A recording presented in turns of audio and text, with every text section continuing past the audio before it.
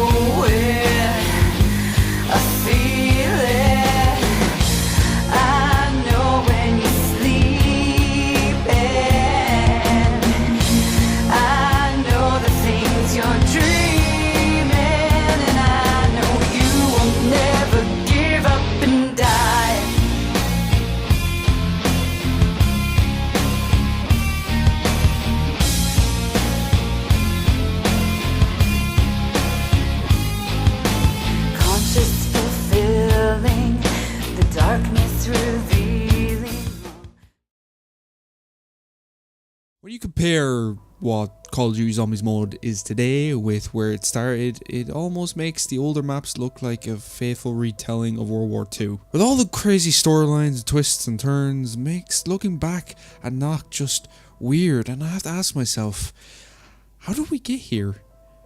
So come with me as I take you on a journey down memory lane as we look back at all the Treyarch zombie maps before and after the release of Call of Duty Black Ops 4. And we start, fittingly, where it all began, with the Night of the Undead, or better known as Nacht Der Untoten.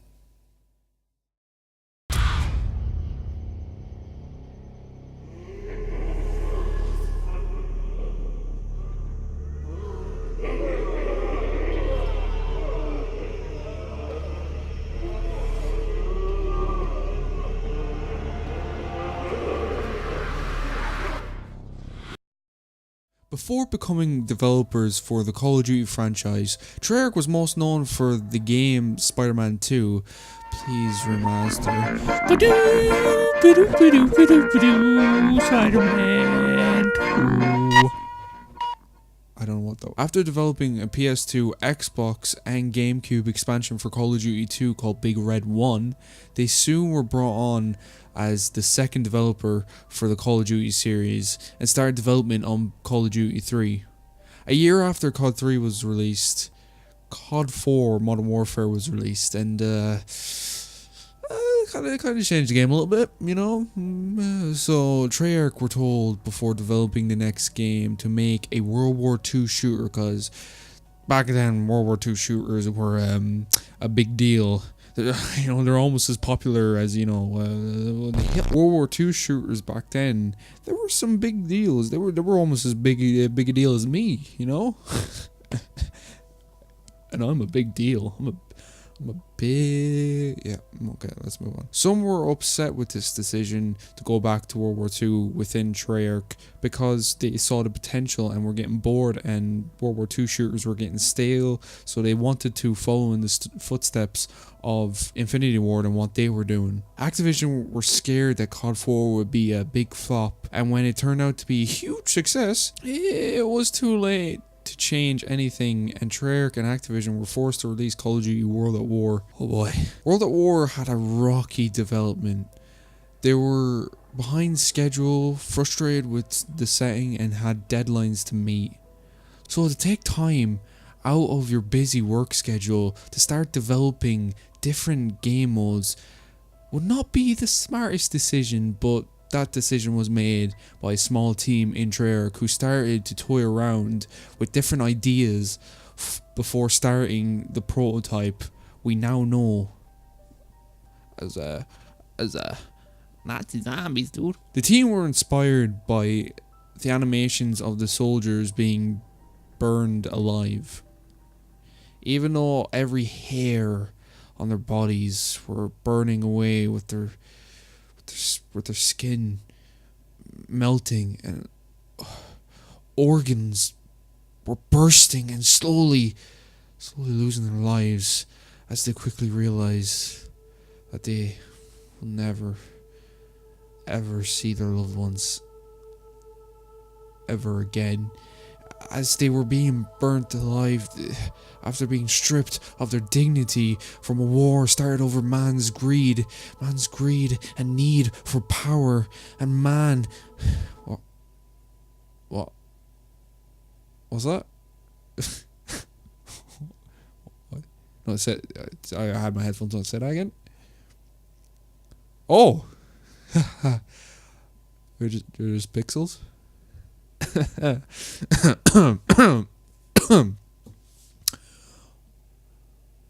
Well, so like I said, being inspired by the animations of the soldiers being burned while walking around, they thought the soldiers looked similar to zombies walking around. A small team began to develop the Zombies prototype game mode, and since the Zombies game mode was developed in secret, not many people in the studio knew about it. But as the team realized the potential they had with the game mode, they began to tell more and more people from the different departments.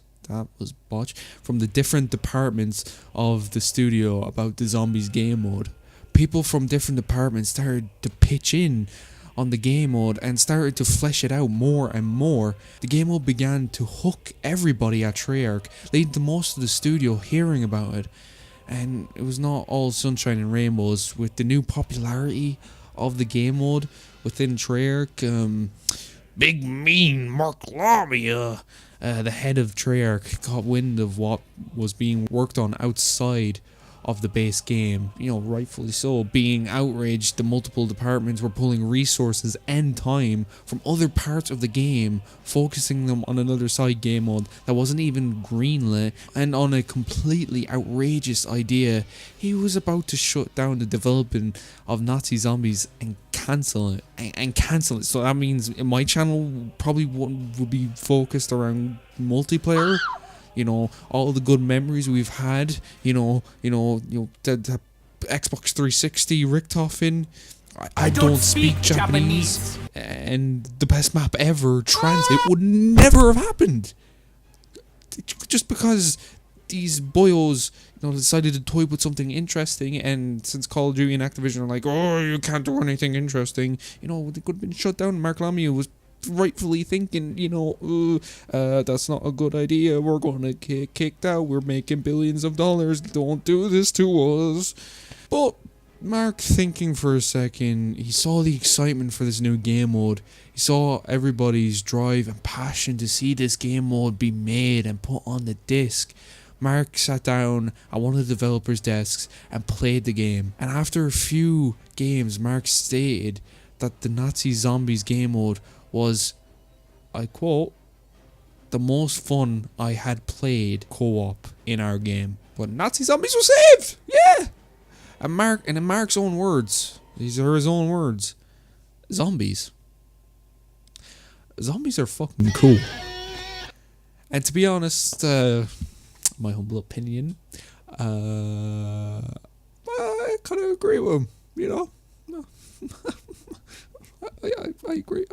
It doesn't matter about my opinion, Jesus. With the growing popularity of zombies in the studio, and with the go-ahead from the head of Treyarch, it helped bring the people of Treyarch closer together and gave them something to be passionate about.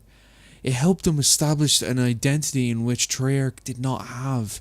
Because if you think back, at this time, Treyarch was the second developer. They were the runt of the developers, and they were riding the coattails of Infinity Ward and copying everything they were doing. Zombies ended up changing Treyarch. It ended up letting Treyarch know it's okay to be different. It's okay to do things differently than Infinity Ward. I feel zombies was the starting point to the Treyarch we know today. Without zombies, I don't think Treyarch would be what it is today. You know, I don't think it would have ever gotten the respect it deserved and always would have been stuck in Infinity Ward's shadow. Now that everybody in Treyarch were on board with zombies, there was still that looming threat of Activision coming in and, you know, shutting everything down.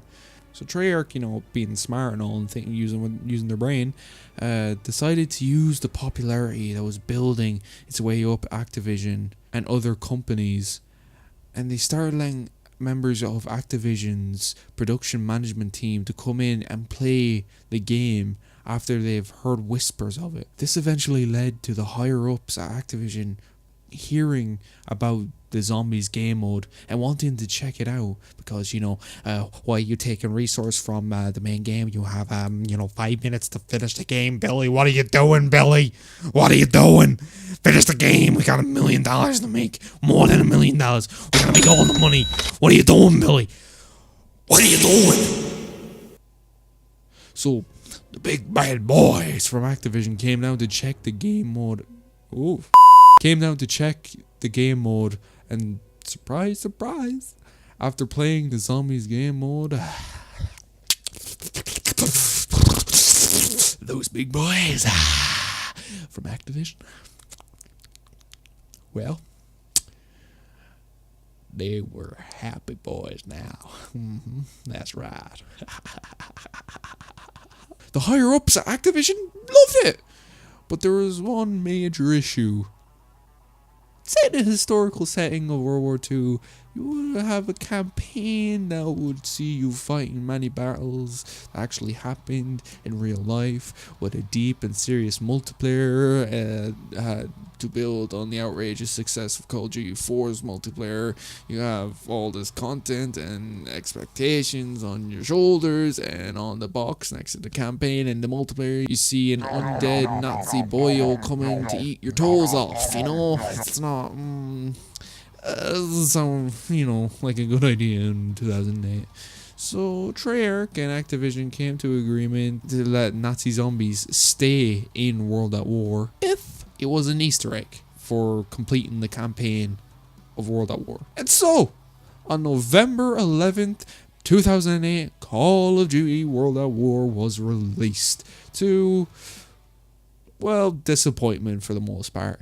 You see, at this time, most first-person shooters were set in World War II, and not a lot were set in other time periods, especially modern day. But after the release of Call of Duty 4 Modern Warfare, people could not get enough, and when they announced the next Call of Duty game would be set once again in the past and to be developed by Treyarch, the black sheep of the Call of Duty series, you know, you could say people were upset when they finally got their hands on the game.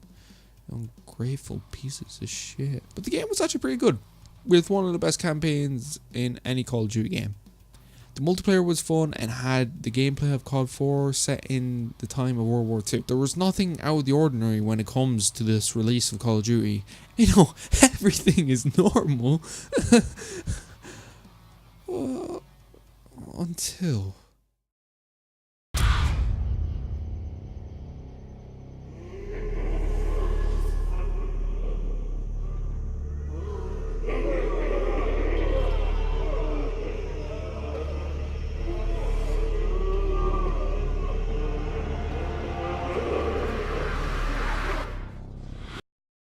hop into your time machine. Hop into your time machine and take your mind back to either Christmas 2008 or very, very early 2009. I don't remember. And you will see a little 8-year-old Nathan who is in his grandmother's house and is upstairs in his uncle's room. I believe I was playing Call of Duty World at War or watching and helping my uncle finish the World at War campaign. And if you played the last mission of World at War, you know it can be a little bit difficult sometimes. As Dimitri, the character you are playing as, his fellow soldiers have just fought in a long battle atop the Reichstag. The Reichstag, is that how you say it? I don't know. The Reichstag was the German parliament building located in Berlin that was captured by the Russians during the end of not World at War, end of World War Two. World at War is the game, and World War Two is the other game. Good jokes. In the heat of battle, the flag carrier is shot. Side note, the character model used for this character is actually Nikolai from Zombies. You know, Nikolai from Zombies. But, you know, they are not the same character at all. All four of the original characters come from the World at War campaign. Like, all the character models come from the World at War campaign. You know, you can see Rick Toffin in one of the missions. You have to, you know, cool factoid from your boy. There you go. Dmitri is tasked with picking up the flag and planting it on top of the Reichstag, but is shot from a wounded German soldier. Ooh, let's just say, you know, I'm gonna keep it PG because, you know, this motherfucker keeps it PG, you know what I'm saying? Let's just say this German soldier is lectured by our boy Viktor Reznov. You know, he's just told, like, you know, your views, they're not compatible with most of the world, and, you know, you're following a leader that, you know, is doing a lot of harm and is breaking the world up a lot, and I think you should really rethink your life choices.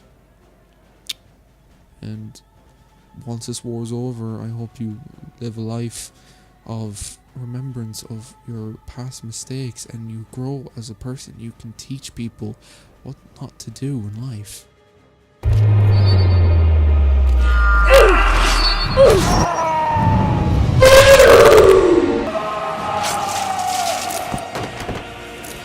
But since he's not dead, Dmitri gets up. He rises from the dead like a zombie. Hey, that's got something to do with this video. Dmitri gets up, grabs the flag, and plants it on top of the Reichstag for everyone to see. The Soviet Union flag is raised high and ends the Second World War for the West. And the game fits the black ending on a bitter, sweet note.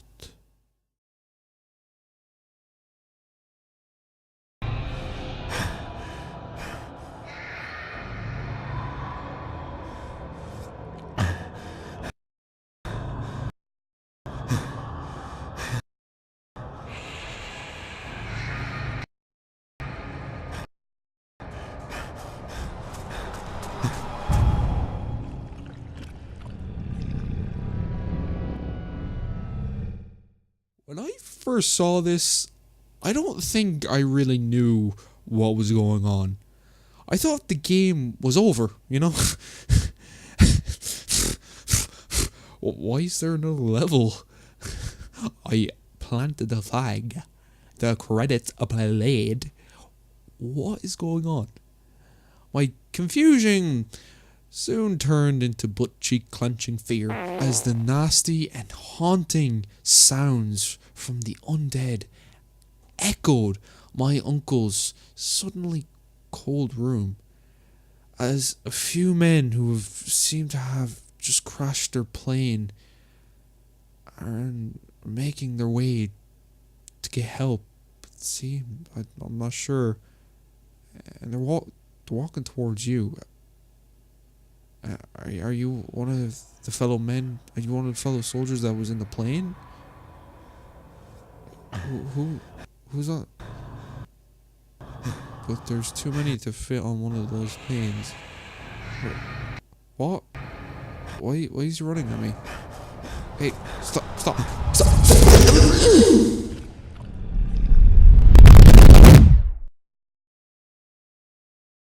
The map fades in from black to reveal you're in a building and you're all alone. Unless you've got a few friends and the four of you are alone, but nonetheless, you're alone. And you guys can shit your pants in unison, you know? But when I first played Nacht, well, I was alone and scared and stinky, you know, from the game begins. You look around and you see many windows boarded up. The building is dark and gloomy, with one of the lights coming from the bright ass moon. God damn! Oh, could you make it a bit brighter, please? No, brighter. Go, yeah, bright. Yeah, crank it up to 11. That's it. Yeah, that's good. Yeah, for the first part of the round, it's quiet. You expect to see all the zombies from the intro cutscene coming at you, but no. They are nowhere to be seen. They are heard. In the distance, you hear the cries and screams of the undead getting louder and louder with every passing second. You run from window to window trying to spot them, but they are nowhere to be seen, only heard. Over and over again you run in circles to find one zombie, and you finally do. And it looks like your drunk uncle after he shit his pants. Why am I talking an awful lot about shit? What is wrong with you, Nathan? The zombies walk closer and closer every second and begin to tear down the barriers, desperately trying to get in like rabid wolves searching for food. Armed with a pistol and a brain of a dumb 8-year-old, you fail to buy more powerful weapons and die pretty quickly. And that was my first game of Nacht Der Untoten. It was very entertaining. I don't know what you expected. It was super entertaining. And I don't fare much better on the map right now, this day and age either, so... But since my 8-year-old self was no pussy, I played the map 2 more times and got scared and didn't play Nacht until I was 11 because I was sick and tired of excrement in my underwear. Okay, I'm sorry, okay.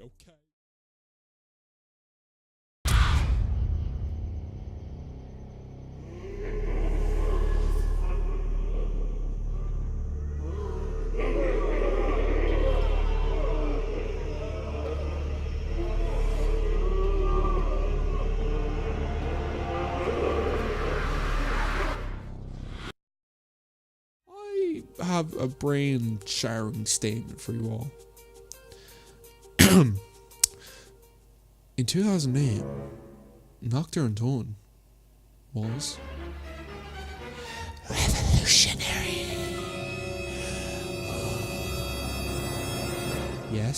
Yes, I know my brain is massive and I am smarter than you all. I know. You don't have to scream it from the rooftops. But if you could make your way up to your nearest rooftop and scream out that Vance is the smartest big boy gamer that has ever been, that would be great. Be careful, don't fall off, you know. Okay, let's continue. Yes, it's hard to believe, but 10 years ago, 3 rooms, 3 doors, 1 box, and 1 wonder weapon, and a cabinet with an overpriced sniper rifle in it was somehow one of the most innovative things made from the Call of Duty developers, and the core gameplay of Nacht still lives on today. Although people played a lot differently back then than we do nowadays. But nonetheless, Nacht revolutionized wave-based side game modes in the game world. I'm not saying they invented it, but they did create a lot of attention for the possibility of a 3rd game mode in a game and how it can be a huge success. The gameplay was based off of a flash game that pitted you as a soldier fending off zombies and boarding off windows to survive waves of zombies until you are overrun and eventually die, ending the game. Treyarch looked at this as inspiration for their new game mode and decided to put it into their own game and make it their own by pitting you as a soldier fending off zombies and boarding off windows to survive waves of zombies until you are overrun and eventually die, ending the game. but in first person. Treyarch was able to take the concept and make it work within the slick Call of Duty controls and production budget. The sound, graphics and gameplay mechanics could not be further from the original Flash game that inspired the devs. They took the concept of a tower defense game with zombies and put it into a first person view and put some wacky shit in it like a goddamn fucking ray gun. Oh, yo, revive me, I have the ray gun, man. Since Nacht was the first zombies map ever created, it was automatically in the top 3 most innovative maps of all time. Some may argue it's the most innovative map, but some may argue other maps were more innovative. I'll let you decide there, you big boy. You big smarty boy. You get to make your own decision. You get to have your own opinion. Unless you disagree with my opinion, and then you're wrong. The gameplay is so simple and does not lead to much variety. There's no such thing as perks, traps, pack-a-punch at this point. So every game you would start and try and get a flamethrower or a ray gun and sit in a corner with your best friend holding each other crying manly tears of non-fear aggression. To compare Nacht and Origins or even Nacht and Doris would not be fair. The gameplay is very basic, and for the way people played back in 2008, the gameplay was slower than a granny drowning in a pool filled with honey. What does that even mean? There's not much you can do in terms of variety. If Nacht is a map you're going to be stuck on an island with, you will get bored of it pretty quickly. And you should have picked Zetsubo no Shima. That is the most replayable map in the whole wide world. Did somebody say gardening? I think somebody said gardening underwater. Even though the map does tend to get boring very quickly, it does bring a lot of difficulty to the table. I feel when it gets past round 10, it starts to become more difficult. Zombies get faster, they get stronger, and they increase in numbers, making the task of getting past round 10 as a non-experienced player very challenging. But that part of the game helps create the appeal of zombies, playing a map over and over again, trying to get past that one round you're stuck on, and you can just tell your friend Matt, hey Matt, I made it to round 11 on Nacht last night. That was the initial appeal of Call of Duty Zombies, and it's something that is slightly faded away over the past few years, which is, to me, it's kind of sad. Back in 2008, most players would find a corner, sit there with their guns they had bought, and sit there until they died.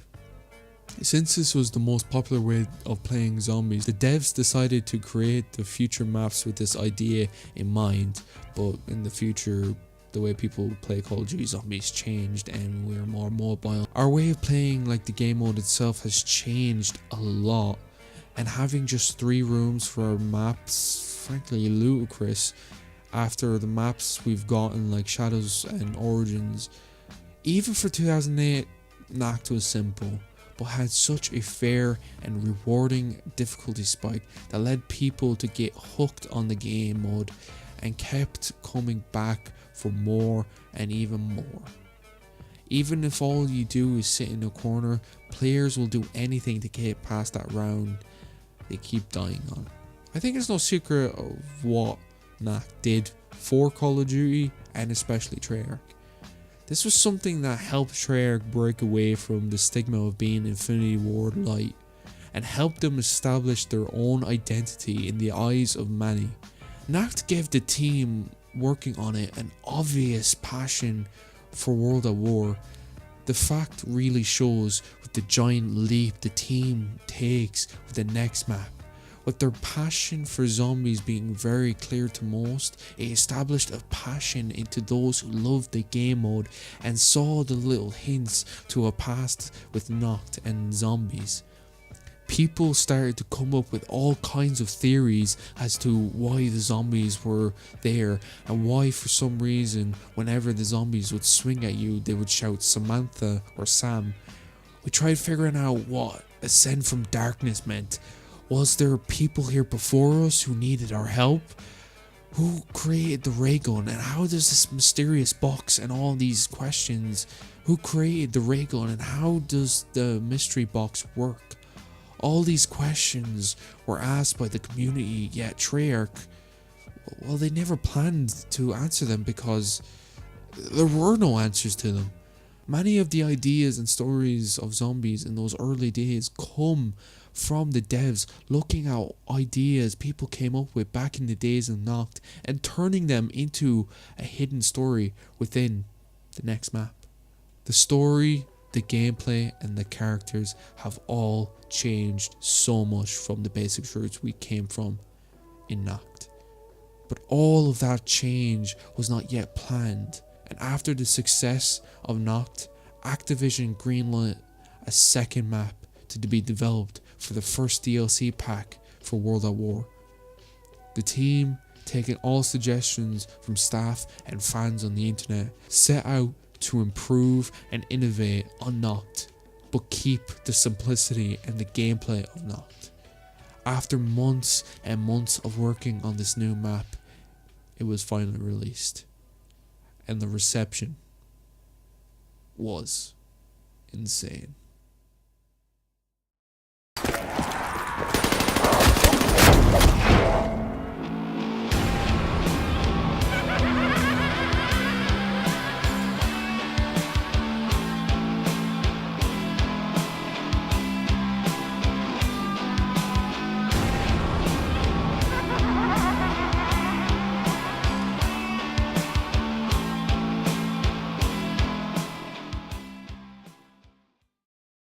So guys, if you did enjoy that video, please leave a like, comment what you liked about the video, subscribe if you are new.